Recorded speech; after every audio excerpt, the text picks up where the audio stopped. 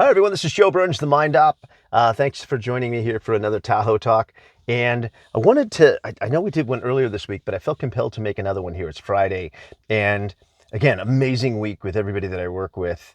And I had a client give me a really nice compliment. But it's not about sharing the compliment with you as much as kind of where it came from. He said, um, when we sit down and we talk about things and I have an outcome that I want or an intention, or I'm going into a meeting with somebody, or I have something I'm dealing with, you always seem to have the right things to say or kind of the right perspective on it. And then I really, that's what I appreciate about you. And that's why you go to a coach, because as I explained, I said, thank you. It doesn't make me, it's not a comment so much on my talent.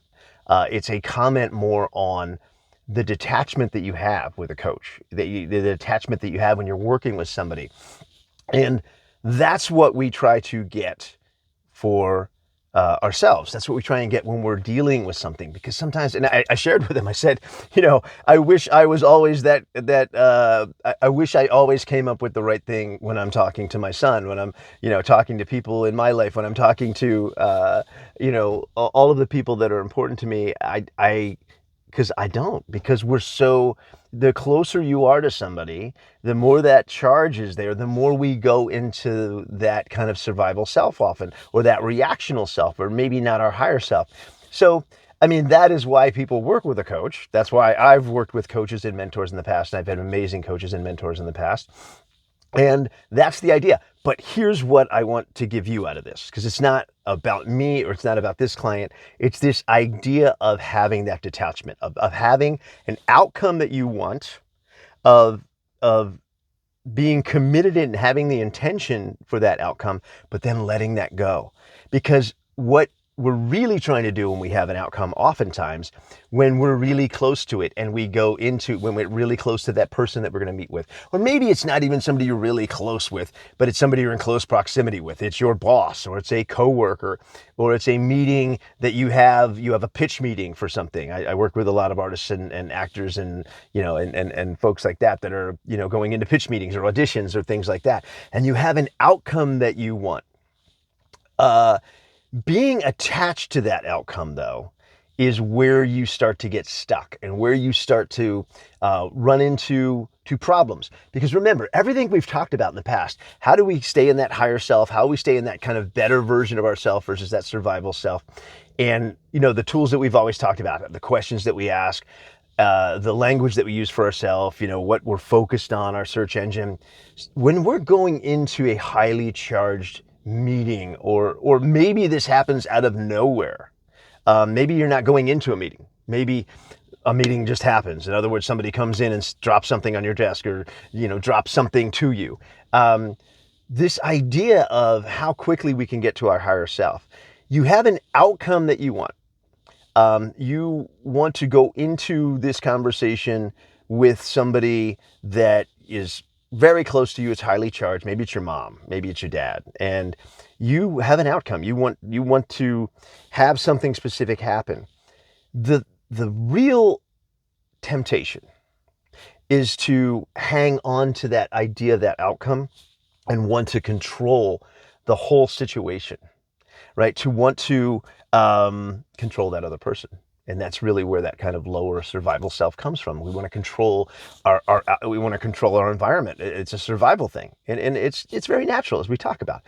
But the idea is get into that higher version of yourself and then detach from that outcome.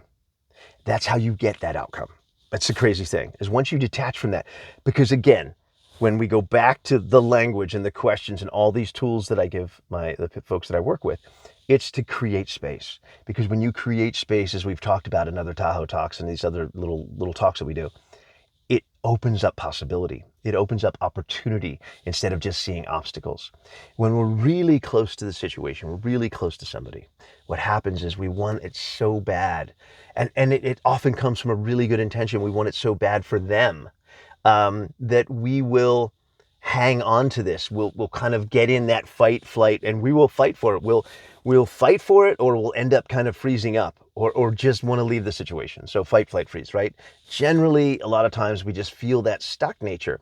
The idea here is go into it with the intention. Be that higher self. Give that person that space to be that higher version of themselves by seeing what you really admire in them, seeing what you really love in them, seeing the things that you want for them, with that great intention, and then detach from the outcome, because ultimately you don't control them and you don't control the outcome. But if you control your energy, if you control your vibration, if you control your language to yourself and your language to them, you will be that person of influence, and you will have amazing things happen. Because when all these folks that I work with go into it with that that intention and that detachment from the outcome, that letting go of the outcome, they end up getting what they wanted in the first place. That's the crazy dichotomy of this. If you stay really attached to the outcome and you fight for it, what you're doing is you're closing off from all these other possibilities. You're closing off from the possibility that the outcome might be even greater than you could have even imagined, or that you could have thought in the first place, because you were so locked in on something. Let that go. Let go.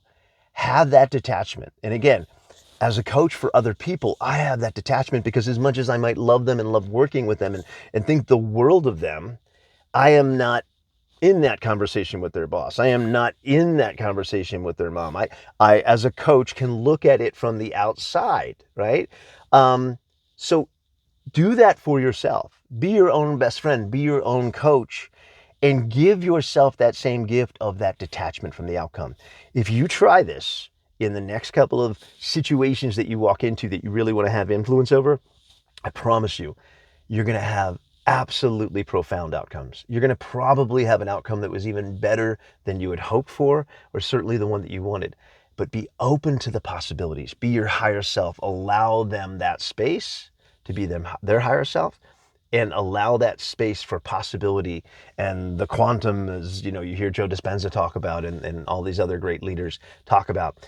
Be in that space where you are open, you are your higher self, and you are detached from a specific outcome, trying to control that other person, trying to control the outcome. Let go of the control. Control your own language, control your own vibration, your own inner self, and magic will happen. I promise. Now, if you know somebody that's looking to have that type of coaching and get to their higher self, that's what I do with the Mind on Purpose. Like this, share it, send it to somebody that you know might want to work. And again, I'm looking for several good people to take to the next level. So I hope you enjoyed this, and I hope you have a fantastic weekend. Thanks.